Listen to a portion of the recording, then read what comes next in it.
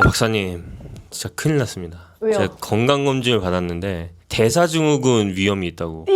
진짜요? 네. 허리둘레 부분이 약간 위험하다고 하더라고요. 처음 그런 말씀 들어보셨어요? 대사증후군이라는 말 자체를 제가 처음 들어봤거든요. 대사증후군이라는 단어를 우리 건강검진 받으면 결과지에 되게 애매하게 써있는 약간 혈압도 약간 위험군, 혈당도 위험군, 대사증후군 해당자입니다. 이런 멘트들이 써있는 분들이 있는데 그러면 중병 걸린 줄 알고 생각하시지만 대사증후군이라는 것은 대사증후군 이렇게 두 가지 단어로 쪼개볼 수가 있어요. 그래서 영어로는 메타볼릭 신드롬이라고 부르는데 이 신드롬이라고 끝나는 것들은 질병이 아니라 그런 증상의 복합체라는 거예요. 그래서 대사증후군이라는 건요 5가지 진단 기준이 있어요. 5가지 중에 3가지 이상 해당되시면 대사증후군입니다. 근데 대사증후군이라는 말을 들었을 때 좀 경각심을 가지셔야 되는 이유는 가만히 내버려 두면 고혈압, 당뇨로 진행될 가능성이 굉장히 높아요. 비대사증후군보다 현저히 높습니다. 그러면은 살던 대로 계속 살면은 아까 말씀하셨던 고혈압, 당뇨 바로 걸릴 수 있어요. 제가 내일 걸린다고 말씀 안 드리지만 나이가 들면 굉장히 고혈압, 당뇨로 진행될 가능성이 높지요. 방금 5가지라고 말씀하셨는데 5가지 어떤 건지 좀 말씀해 주실 수 있나요? 5가지 중에 3가지는 이제 피검사를 통해서 나오는 수치들이고요. 피검사가 아닌 것부터 말씀드리면 일단 허리둘레. 피디님이 지금 위기에 봉착한 허리둘레 있고요. 그리고 혈압. 허리둘레와 혈압이 있고요. 그리고 건강검진 가면 피 뽑으시잖아요. 거기에서 나오는 여러 지표 중에 중성지방, 공복혈당, HDL 콜레스테롤이라고 하는 우리가 소위 좋은 콜레스테롤이라고 부르는 지표들이 해당을 해요. 그래서 그 지표가 특정한 기준을 넘어가게 되거나 혹은 특정한 지표에 못 미치게 되면 경고 메시지가 뜹니다. 그럼 내가 5개 중에 3개 이상이 해당을 하면 나 살짝 위험한데? 라고 생각하시면 돼요. 이런 대사증후군이라는 거를 건강검진 받아보니까 알았거든요. 그런 거 없이도 알 수 있을 만한 몸에서 주는 신호가 있을까요? 사실 정확하게 내가 아무 측정도 하지 않았는데 오늘 대사증후군인가 봐 이렇게 생각하실 수 있는 방법은 없는데요. 다만 이게 대사적으로 정상적이지 않은 루트로 진입하는 초기 단계이기 때문에 내가 스스로 느낄 때 약간 피곤함이 몰려오거나 여성분들은 붓는다라는 표현도 쓰시는데 몸이 약간 붓는 것 같은 느낌이 드실 수도 있어요. 그래서 조금이라도 전조 신호가 있으면 간단하게 할 수 있는 검사들이니까요. 검사를 한번 해보시는 걸 전 추천드려요. 허리둘레는 몇 cm 기준으로 했을 때 위험하다, 안 위험하다를 알 수 있을까요?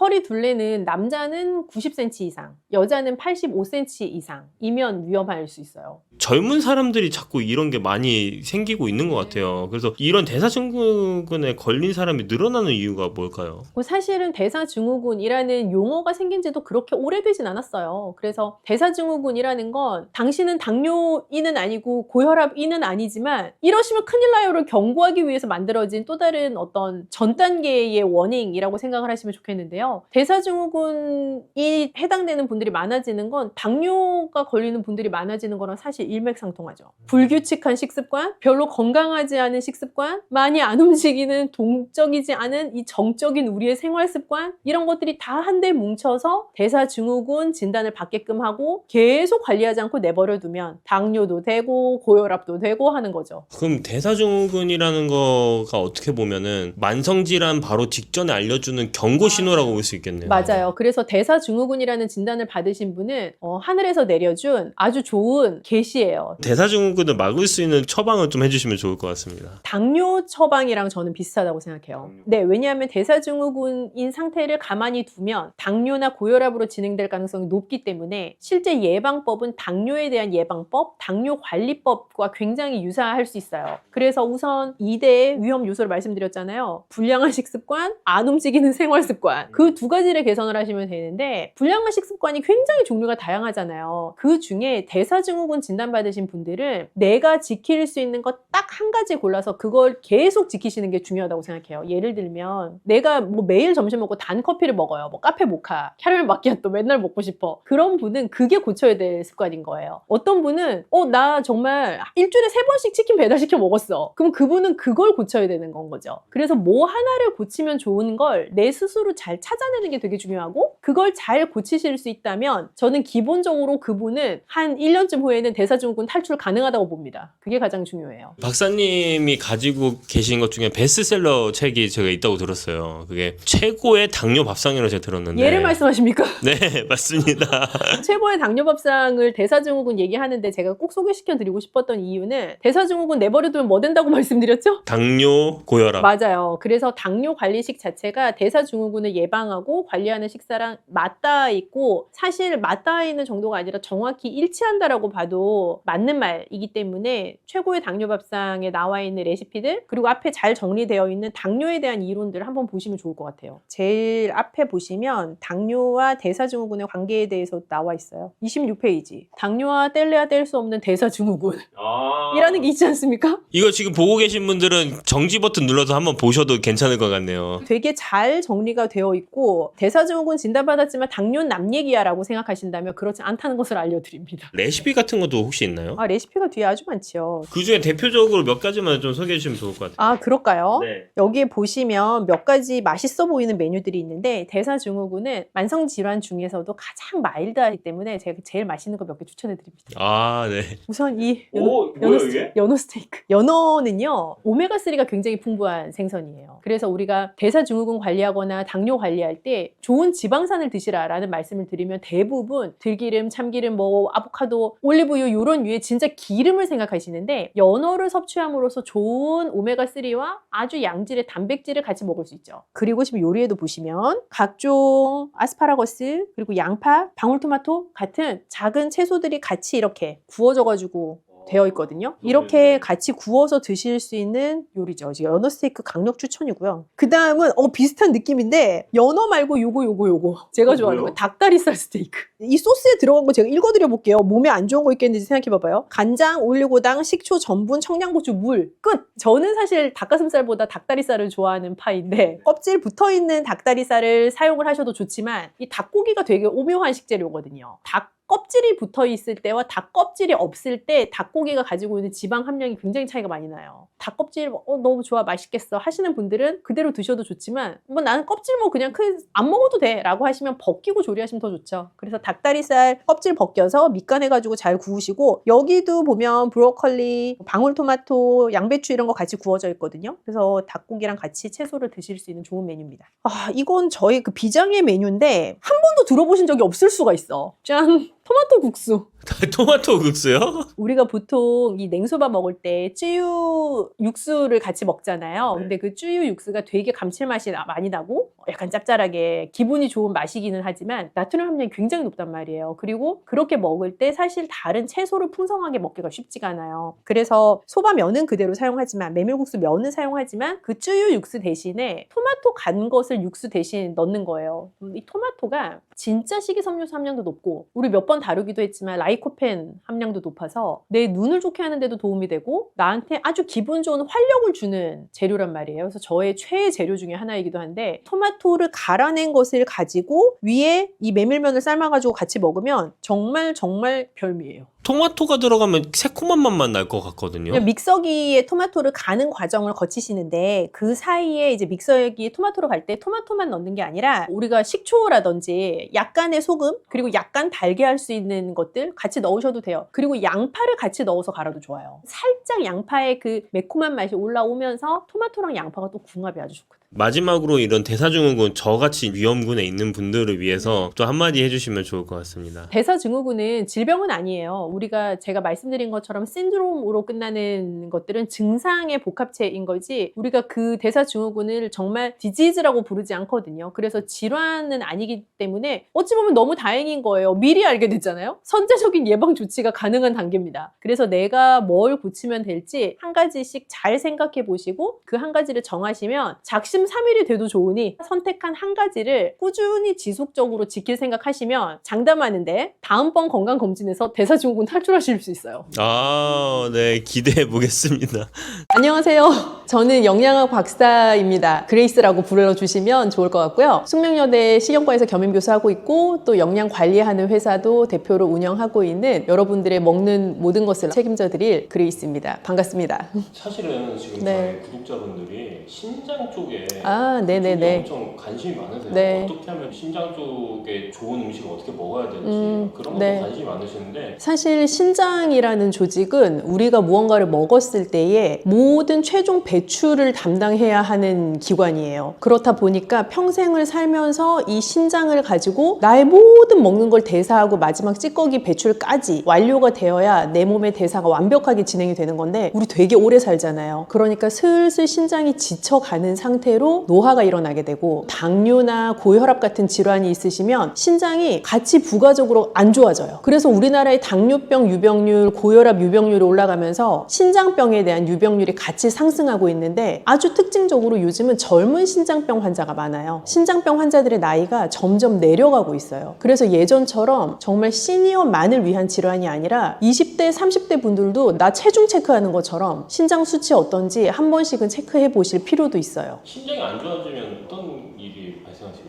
신장이 안 좋아지면 일단 찌꺼기를 배출하고 여과하는 작용 자체가 현저하게 낮아지는 건데요. 사실 신장이 단독으로 노는 기관이 아니라 이름도 보시면 신장 되게 비슷하잖아요. 그래서 심장의 역할과 작용, 신장의 역할과 작용이 서로 연결되어 있기도 해요. 그래서 우리가 고혈압 심각해지면 심혈관 질환 올 수 있다라는 얘기하잖아요. 그러면 자연스럽게 신장 질환이 합병증으로 올 수도 있는 거예요. 또 당뇨병도 내가 생기게 되면 당뇨병성 신증이라고 해서 당뇨 환자에게 신장 질환이 동시에 나타나는 합병증으로 진행이 될 수도 있어요. 신장이 좀 건강해지려면 종합적으로 건강관리를 잘해야 합니다. 맞아요. 그래서 만성 질환이라고 부를 수 있는 대표적인 2대 질환인 고혈압, 당뇨 이 두 개만 잘 관리를 하시면 신장 질환이 합병증으로 나타나는 것은 최소한 막을 수 있고 또 신장 질환이 위험한 이유는 건강하게 돌릴 수 있는 방법이 없어요. 신장 질환은 한 번 시작되면 그냥 안 좋아지는 쪽으로 계속 가는 거예요. 예를 들어서 내가 고혈압 위험군이다, 당뇨 위험군이다 경고를 드리면 운동도 하고 식사 조절도 하고 하면서 다시 정상 수치로 돌이킬 수 있는데 신장은 특징적으로 그렇게 안 돼요. 속도를 줄일 수 있을 뿐이지 그냥 안 좋은 방향으로 계속 가는 거예요. 그렇기 때문에 더 안 좋아지기 전에 내 스스로 관리하는 게 굉장히 중요한 질환인 거죠. 그럼 내 스스로 관리할 수 있는 방법 중에 어떤 종류가 있는지 설명해 줄 수 있을까요? 사실은 거의 유일하고도 아주 중요한 게 식사 관리인데요. 먹는 것을 관리하는 것은 아주 중요해요. 그래서 특히 뭐가 중요하냐면 소금 섭취. 그러니까 고혈압 환자랑 같아요. 나 저염식 먹는 거 그리고 평생 지속할 수 있는 저염식 하는 거 굉장히 중요하고요. 두 번째는 단백질. 요즘 보통 머슬업 할 거야 그 단백질 엄청 많이 드시고 50대, 60대 되신 분들도 단백질 챙겨 먹어야 근 감소증 안 온다 하면서 많이 챙겨 드시잖아요. 그런데 신장이 안 좋아지기 시작하면 단백질이라는 영양소는 굉장히 신장에 무리가 가는 영양소가 돼요. 그래서 적정량만큼의 단백질을 챙겨 드시는 게 굉장히 중요하고 또 다음 세 번째는 인과 칼륨이라고 하는 우리 몸에서 정상적인 대사에 꼭 필요한 미량 영양소이지만 신장에는 무리가 될 수 있는 미량 영양소 그걸 잘 적정한 양만큼 섭취하는 게 중요해요. 근데 신장병 환자들에게 제가 적정량이라는 단어를 쓰는 게 참 죄송한데 대체 적정량이 뭐냐라고 많이 물어보시거든요. 단백질의 적정량은 쉽게 탁구공 크기 생각하시면 될 것 같아요. 탁구공을 생각하시면 딱 그냥 그 정도 양만큼 내가 한 번 먹을 때 먹는다라고 생각하시면 대부분 한국인 성인한테서는 적정한 양에 해당할 수 있어요. 칼륨이나 이런 걸 조심해야 된다고 말씀하셨는데 네. 어느 정도까지 조심해야 되는지 솔루션이 혹시 있으신가요? 네. 그 신장병 환자분들의 문의가 워낙 많아서 사실 저희가 되게 사명감을 가지고 쓴 책이 바로 이것입니다.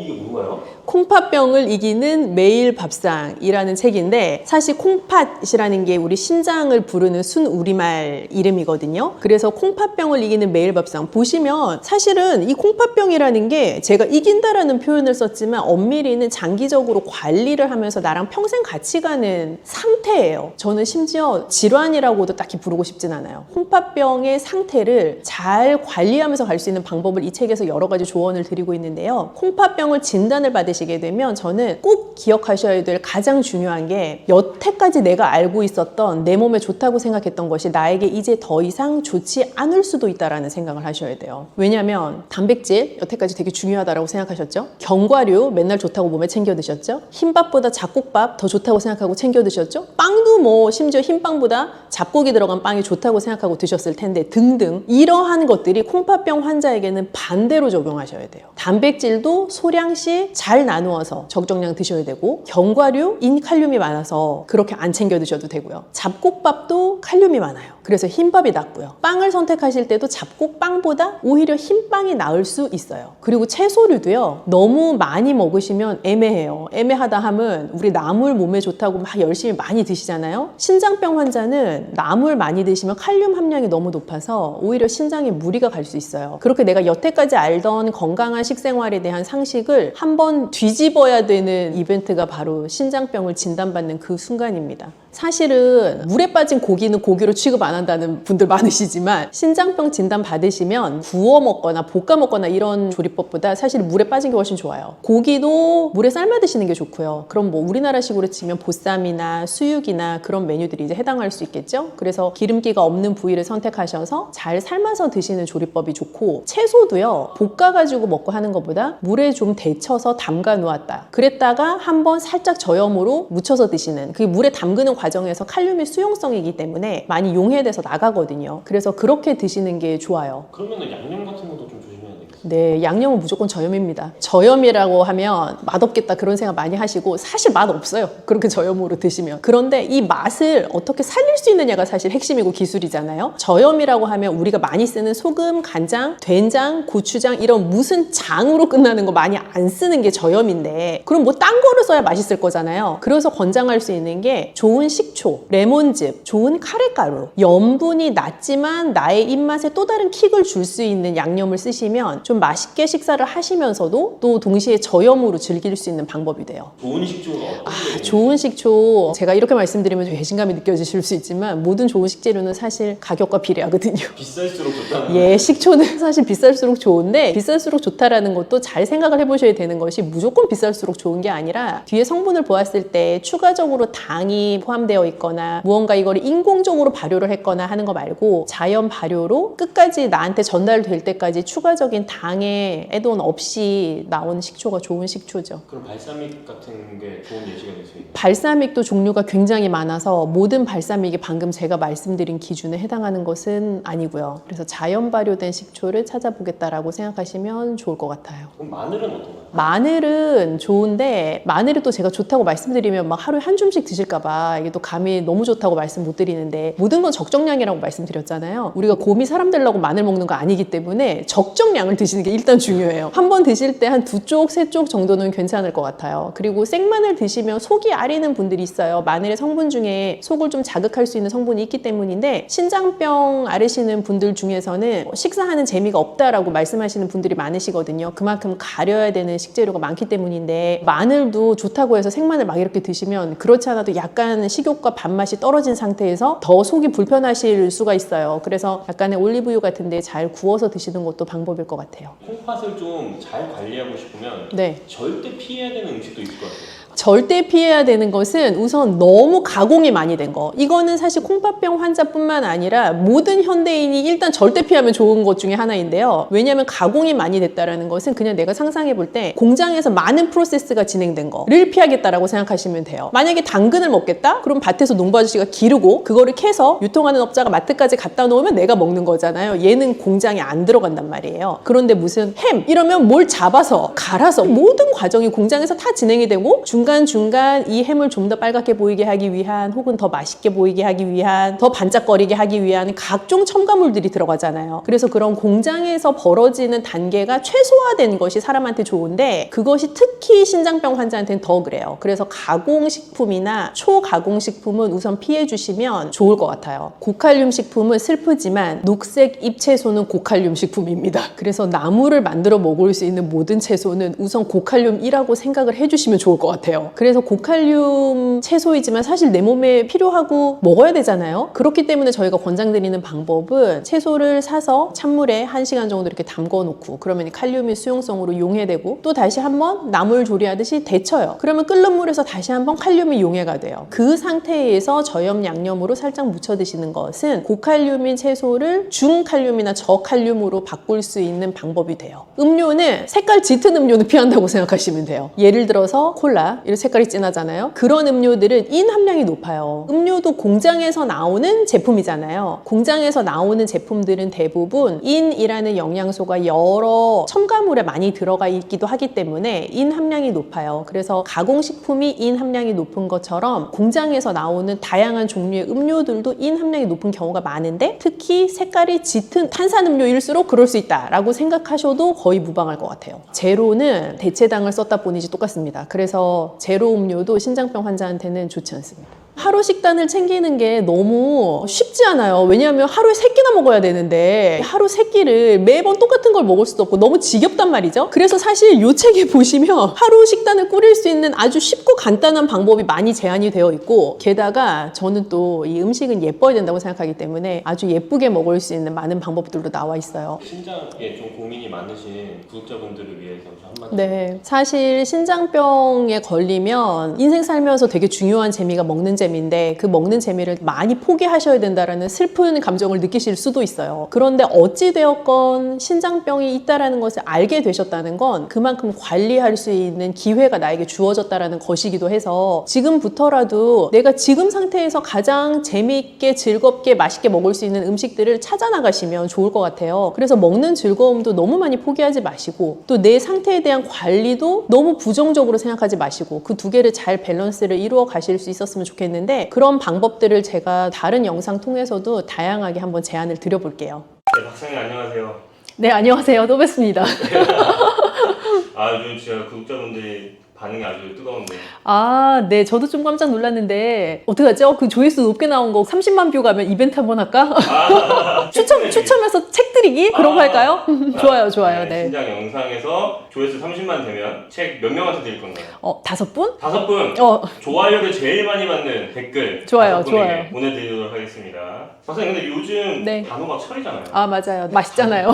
단호박 너무 맛있죠. 쪄 먹어도 맛있고. 단호박에 대해서 좀 알고 네. 싶은데 소개시켜 주실 수 있을까요? 사실 단호박이 겉에는 짙은 초록색인데 딱 가르면 아주 선명한 주황색 그런 컬러가 나오잖아요. 제가 지난 영상에서도 어디에선가 강조드렸던 게 채소의 색깔이 뚜렷할수록 사실 우리 몸에 좋은 영향을 미칠 수 있는 가능성이 높다라는 말씀을 드렸는데 단호박이 대표적인 채소라고 생각을 해요. 그래서 단호박 색깔의 노랗고 주황색이고 그런 채소들은 베타카로틴이라고 부르는 영양소가 많이 들어있어요. 그런 얘기 들어보셨을 텐데 누구나 어렸을 때 당근 먹으면 눈 좋아진다. 엄마 그런 얘기 많이 하잖아요. 당근에 있는 베타카로틴이 활성형 비타민 A로 바뀌면서 내 눈 건강에 도움이 되는 영양소로 변신할 수 있기 때문인데 단호박도 마찬가지 원리예요. 베타카로틴이 많고 그 베타카로틴을 내가 적정한 방법으로 잘 섭취해서 내 몸이 잘 대사하고 나면 활성형 비타민 A로 바뀌면서 나에게 좋은 영향을 주는 기초 영양소가 됩니다. 주황 계열의 색깔이 네. 나는 음식들은 전부 다 베타카로틴이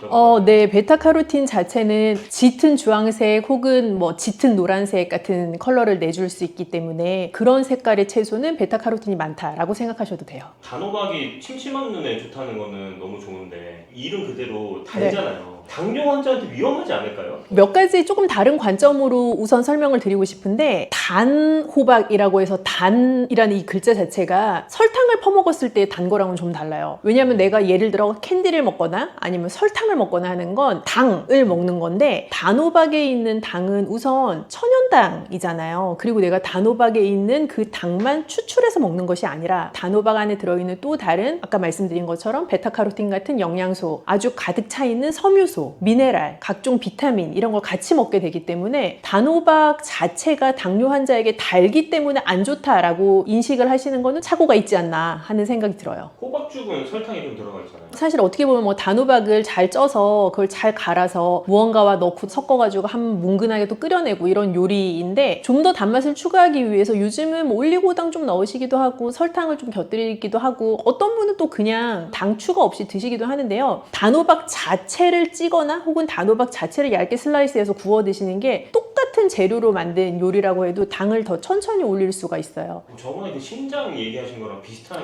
맞아요. 그래서 결국은 같은 재료라도 어떤 조리법으로 요리해서 먹느냐에 따라서 혈당에 미치는 영향은 좀 다를 수 있죠. 고구마보다 당지수가 높잖아요. 고구마보다 위험한 거 아닌가요? 당지수라는 개념도 있지만 우리가 당부하라고 하는 개념이 별도로 있는데, 예를 들면 내가 고구마 작은 거 한 개를 먹는 거랑 큰 단호박 한 개를 먹는 건 고구마 한 개, 단호박 한 개이긴 하지만 중량이 다르잖아요. 어떤 재료를 먹느냐도 중요하지만 어떤 재료를 어느 만큼 먹느냐라는 관점에서 보면 당뇨 환자분들한테 단호박을 권할 때 종이컵 한 컵 정도 되는 양이 한 번에 드실 수 있는 적정량 정도다라고 말씀을 드리거든요. 이제 가볍게 설명드릴 때는 그 정도 양이라고 하면 사실은 혈당을 그렇게 올라가게 하는 재료는 아니에요. 우리가 GI 지수라는 말을 요즘 많이 쓰시는데 그 GI 지수만 가지고 모든 재료에 당에 미치는 위험성이라는 것을 판단할 수는 없습니다. 단호박은 그러면은 식사할 때 뭐 어떻게 같이 먹으면 당 부하가 좀 덜 드는 방법이 있을까요? 네, 단호박을 정말 내가 좋아해요. 그렇다고 하더라도 단호박만 열심히 드시는 거는 권하지 않아요. 어떤 하나의 재료를 어떤 다른 거랑 같이 먹느냐가 중요하다라는 말씀 몇 번 강조를 드렸잖아요. 단호박을 드실 때 신선한 잎채소를 곁들이는 것도 너무 좋고요. 아니면 달걀 같은 단백질 근원 식품을 곁들이는 것도 좋고요. 우리가 잎채소로 만든 샐러드, 뭐 각종 양상추 이용한 거, 양파도 같이 좀 곁들이고 방울토마토도 썰어 넣고 한 그런 류의 그린 컬러가 나는 샐러드들을 같이 곁들이면 좋을 것 같아요. 드레싱 너무 많이 넣지 말고요. 천연당에 대해서 조금만 더 설명해 줄 수 있을까요?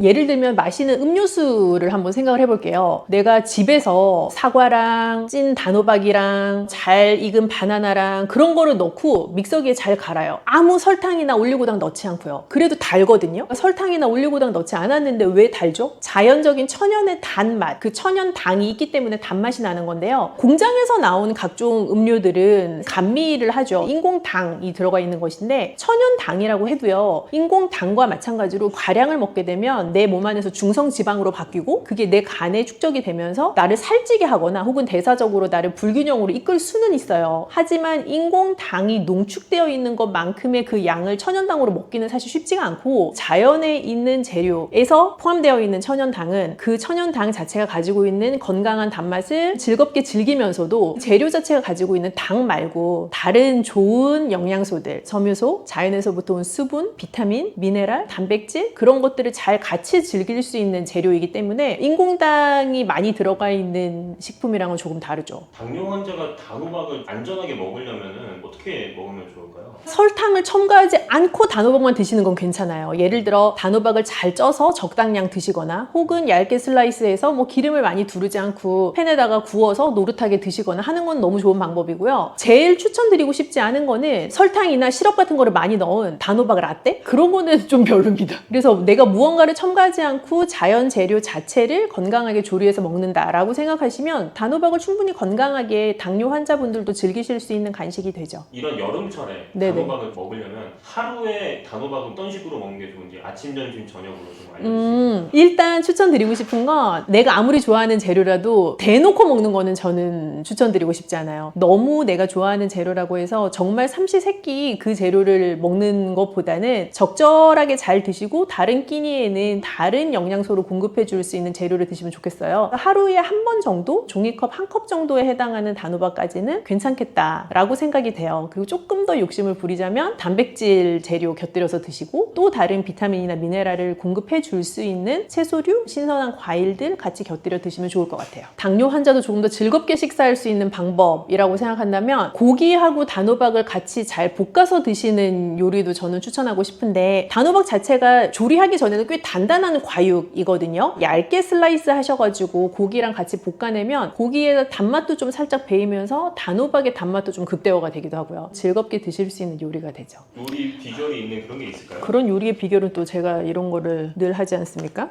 그 무슨 책인가요? 최고의 당뇨 밥상.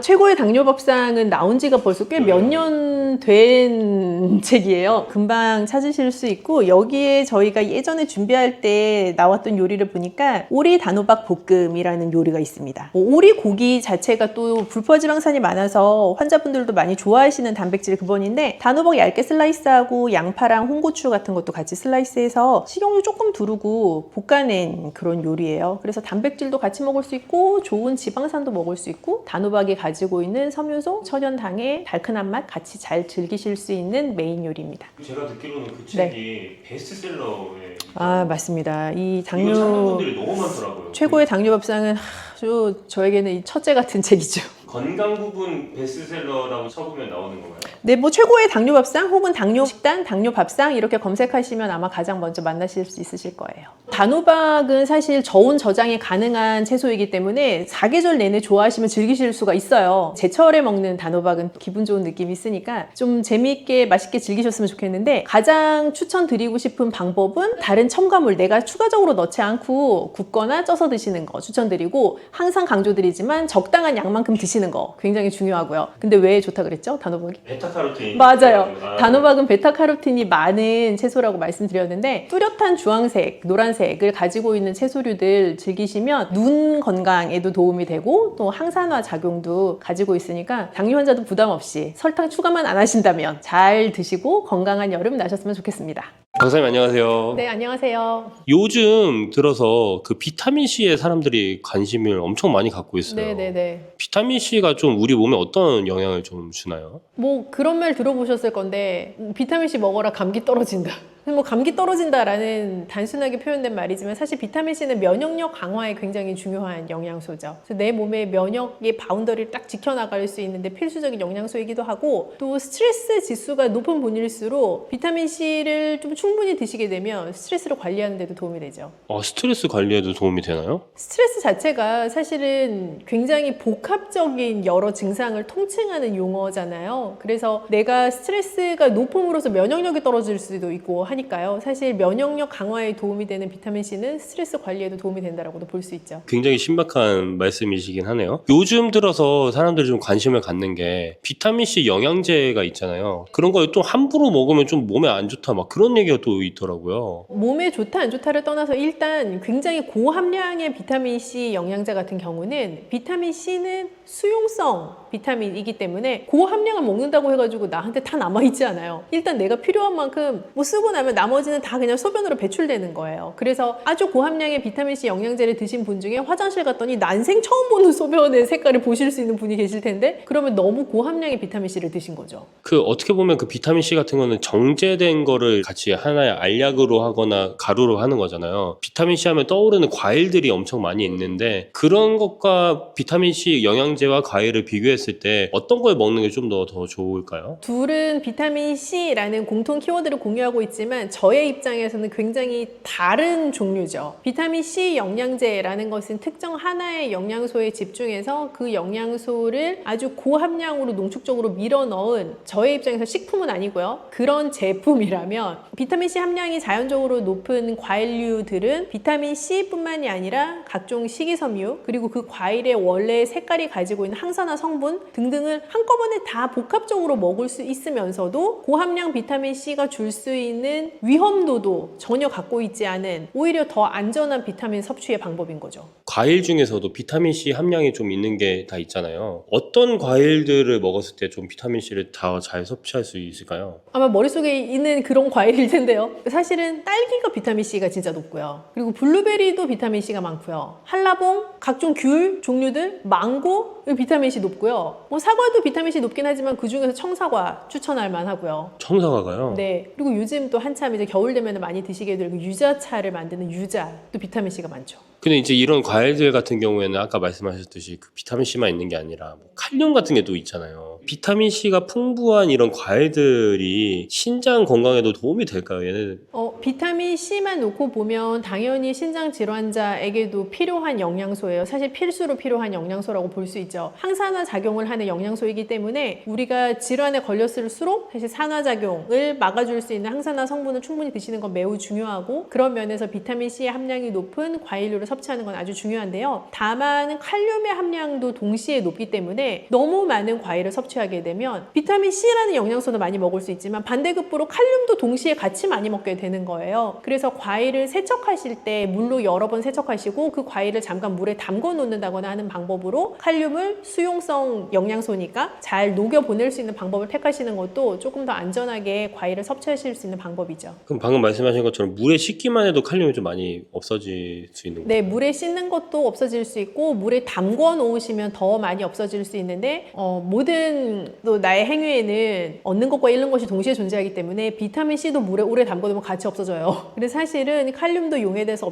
없어질 수 있고 비타민 C도 물에 닿으면서 같이 없어질 수 있는 영양소에 해당하긴 합니다. 그럼 대체 어느 정도로 씻어야 될까? 이런 또 고민이 또 많이 생기는 것 같아요. 사실은 농약에 노출되었을 가능성이 높은 종류의 과일이나 칼륨의 함량이 높은 종류의 과일일수록 이제 물에 뭐 한 30분 정도 담가 놓아라라고 지침을 드리기는 하고요. 그런 지침을 좀 따라서 섭취를 하시게 되면 칼륨을 상대적으로 좀 낮추어서 먹을 수 있다라는 방법인 것은 확실하지만 여기서 더 중요한 것은 많이 드시면 말짱꽝이다라는 거죠. 그래서 정해진 양만큼 드시는 게 중요합니다. 그 정해진 양이 찹쌀떡 하나만큼 막 70g 이렇게 작은 양은 아니겠죠? 그렇게 딱 잘라서 말씀드릴 수는 없겠고 뭐 사실 블루베리라고 하는 과일로 생각해 보자면 그건 우리가 표준화된 사이즈가 머릿속에 각자 있으시잖아요. 수박만한 블루베리를 상상하시는 분은 안 계시니까 그래서 블루베리 같으면 한 줌 정도 괜찮을 것 같아요. 블루베리 한 줌 정도, 다른 과일들도 약간 그 정도 양이. 종이컵 한 반컵 정도 해당하는 양 정도에 해당한다고 보시면 될 것 같아요. 방금 말씀해 주셨던 그 과일들 중에서 망고나 한라봉 같은 경우도 있잖아요. 근데 여기는 칼륨이 좀 압도적으로 많다고 맞아요. 들었거든요. 망고나 한라봉은 칼륨 함량이 좀 높은 편이어서 섭취하실 때 조금 더 주의를 하시면 좋은데 사실 껍질을 다 벗겨내고 우리가 과육만 먹는 과일이잖아요. 그래서 담궈놓기도 애매한 거예요, 얘가. 그래서 뭐 어떻게 줄일 수 있는 방법 자체도 사실은 잘 없어서 망고나 한라봉을 드실 때는 양이 정말 핵심이죠. 그런 그 얘네들도 아까 한 줌 정도의 양이면 좀 반 개 정도. 반 개도 양이 꽤 많다고 좀 네, 그래서 반 개를 몇 개 드시면 안 되고요. 하루에 반 개 정도. 하루에 반 개 정도. 그럼 이 과일에 있는 성분 중에서 비타민 C도 있고 칼륨도 있지만 천연당이라는 게 또 있잖아요. 이런 혈당이나 체중 관리하는데 이런 걸 먹으면 또 부담이 될 수 있을 것 같아요. 천연이라는 단어가 붙어있긴 하지만 천연당도 당은 당이에요. 그죠? 그래서 분명히 혈당을 올리게 하는 요소인 거는 맞고요. 다만 우리가 과일을 섭취할 수 있는 여러 방법이 있는데 극단적인 것부터 얘기하면 뭐 과일 잼 그리고 과일을 주스로 갈아 먹을 수도 있겠고 그 과일을 뭐 착즙기로 내려 먹을 수도 있겠고 아니면 생 과일을 그냥 먹을 수도 있겠고 등등의 여러 방법으로 과일을 다양하게 섭취하실 수가 있는데요. 통 과일 그 자체를 먹는 게 과일에 있는 천연당도 드시지만 식이섬유도 같이 드시고 항산화 성분도 같이 드시기 때문에 설탕에 당만 먹는 거랑은 전혀 다른 거죠. 그래서 천연당이기는 하지만 과일에 부가적으로 들어가 있는 다른 여러 요소들과 결합이 되면서 당을 올릴 수 있는 그 속도가 현저하게 낮아지죠. 사과나 뭐 블루베리 이런 거 같은 경우 껍질째 먹기도 하잖아요. 오히려 그렇게 껍질째 먹는 게 더 좋을 수도 있는 거예요. 그렇죠. 사실은 껍질에 들어가 있는 영양소가 굉장히 밀집적으로 들어가 있기 때문에 뭐 블루베리를 껍질을 까드시는 분은 없지만 사과는 주로 이렇게 깎아서 드시잖아요. 근데 잘 세척을 하셔서 껍질째 드실 수 있으면 더 좋아요. 근데 유자나 이런 것들은 껍질째 먹기는 쉽지 않을 것 같아요. 그런 거는 이제 각자 하시는 건데요. 껍질째 못 드시죠. 사실 그런 뭐 유자, 레몬 이런 류의 단단한 시트러스류에 해당하는 거는 껍질을 드시지는 않죠. 제가 듣기로는 과일마다 그 색깔이 다 다르잖아요. 색깔마다 그 주는 효능이나 느낌이 다르다고 했는데 어떤 게 있나요? 과일도 그렇고 채소도 그렇고 고유의 컬러를 가지고 있는 이제 식물성 재료들은 다 그 고유의 컬러마다 정해진 이름들이 있는 효능이에요. 그래서 그 컬러가 가지고 있는 힘들이 다 있는데요. 블루베리나 가지처럼 진한 보라색을 가지고 있는 재료들은 우리가 안토시아닌 함량이 높다라고 얘기를 해요. 그래서 안토시아닌 함량이 높은 또 재료들이 있을 수 있고 뭐 선명한 노란색을 내는 것 예를 들면 망고, 한라봉, 단호박, 당근 이런 류의 재료들은 베타카로틴 함량이 높죠. 그래서 각각 그런 색깔이 가지고 있는 여러 명칭이 다른 것처럼 그 각각의 색깔이 주는 효능도 조금씩 다를 수가 있고요. 그래서 다양한 컬러의 과일, 채소를 섭취하시는 거는 굉장히 추천할 만한 방법인 거죠. 채널을 못 보신 분들도 있을 수 있으니까 안토시아닌이랑 베타카로틴 효능이 어떤 건지에 대해서 좀. 안토시아닌도 베타카로틴도 둘 다 항산화 성분, 항산화 영양소라고 생각을 해주시면 좋겠고요. 항산화라는 것은 내 몸이 자연스럽게 노화되어가는 과정에서 내 세포가 산화 과정을 겪게 되는데 그 산화 과정으로 겪는 속도를 조금 줄여줄 수 있는 항산화해주는 역할을 하는 성분이라고 보시면 좋겠어요. 그래서 베타카로틴이나 안토시아닌처럼 색깔이 선명한 과일, 채소를 드시면 그 항산화 성분들의 효과를 극대화해서 노리실 수가 있죠. 그럼 이런 과일들을 아까 통째로 먹는 게 굉장히 좋다고 말씀을 해주셨잖아요. 근데 이런 과일들을 모찌나 이런 떡에 넣어서 먹는 건 어떤가요? 요즘 너무 많잖아요. 그쵸? 막 생과일 들어가 있는 찹쌀떡 같은 것도 있고 그 과일을 다시 한번 가공해가지고 소로 쓰는 경우도 있고 한데요. 사실 어떻게 보면 떡이라는 전통 음식 자체를 다양한 현대적인 방법으로 해석해내는 굉장히 좋은 흐름을 가지고 있는 제품이라고 생각을 해요. 근데 다만 우리가 드시는 소비자들 입장에서 생각해보면 맛만 따라서 먹으면 사실 너무 맛있죠. 근데 그거를 내 건강까지 주의해가면서 드셔야 되는 소비자라면 너무 많은 양을 드시지 않도록 주의를 해주시면 좋겠고, 그렇게 드신다고 해도 우리가 과일 본연에서 얻을 수 있는 여러 가지 이점들은 또 가져갈 수 있는 또 하나의 재밌는 방법이 되는 거죠. 마지막으로 이제 비타민C를 먹을지 과일을 먹을지 아직도 고민하는 분들이 좀 있을 것 같아요. 추천해 줄 수 있는 말이 있으면 좋을 것 같아요. 과일을 꾸준히 드시는 방법을 찾는 것이 사실은 1번이고요. 그 이유는 가장 안전하게 비타민C를 섭취할 수 있는 방법일 뿐 아니라 비타민C 외에도 식이섬유, 또 다른 형태의 비타민들, 또 무기질들 같이 먹을 수 있는 방법이기 때문에 비타민C 영양제 고함량 제품을 선택하시는 것보단 꾸준히 과일을 다양한 색깔로 선택하셔서 섭취하시는 게 좋아요. 다만 내가 정말 기력이 쇠하거나 감기에 아주 심각하게 걸렸거나 해서 내 몸이 강력한 비타민C를 요청할 때, 그럴 때 고함량 비타민C를 한 번씩 선택하시는 것도 좋은 방법이라고 생각합니다.